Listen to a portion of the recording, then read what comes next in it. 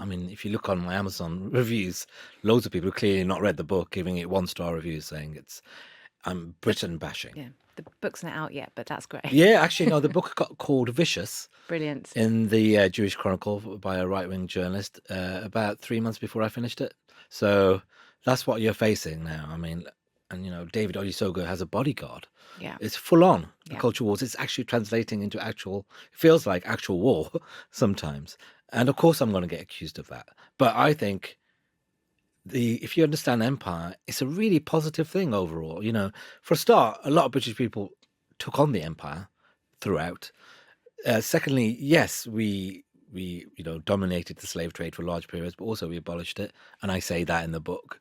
And then yeah, we had racism, which was created by empire, but also we have a multicultural society because of empire. Those things can coexist. The problem in the culture wars is that there's no room for nuance.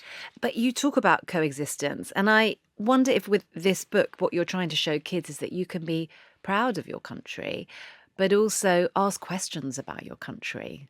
And Totally, yeah. that's what it's equipping them to do. Yeah, if you love if you really love your family, I wrote a family memoir.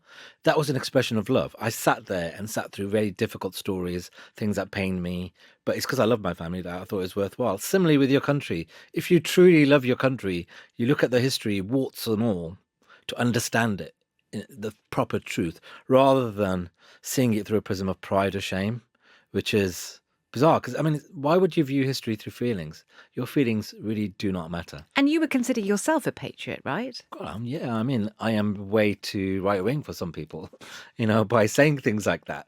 Well, I'm a centrist probably. And you know what? This is all quite new. I think the idea that you're not properly British if you dare to observe the massacres and the slavery it's a modern trope, and again created by social media, I feel. Interesting, isn't it? I mean, I've seen the kind of stuff that you get on social media. And it's interesting because other historians who are not of colour, who say similar things, don't get any of that. They're certainly not walking around with bodyguards. Do you ever think, actually, it's too much? Yeah, I do. I actually more or less stopped doing events in Britain because actually the trolling online I'm so used to it. It doesn't really matter. It doesn't feel real. Although it does get you when it's relentless for days at a time, when you get targeted. But it's the way it translates into real life. It's people coming to my events and shouting at me. And when that happens, it always makes for a good event in the sense that other people stand up for me. It feels like the whole event matters. I sell out my books. It's good. I mean, it makes my publisher happy, but it comes at personal cost to me. I realized that I started dreading the moment. I was waiting to be attacked, and I just stopped doing those events. And I just did international ones. But then I did an event at Jaipur where you were there, and there was a journalist who writes for the Telegraph who wrote a very completely skewed version of what happened. You just can't escape it, really. But I'm now going to have to start doing these events. And I think I'm hoping the part of the solution with Stolen History is to talk directly to schools and pupils. I find talking to students is much more rewarding than talking to imperially nostalgic adults who maybe had a very one-sided education.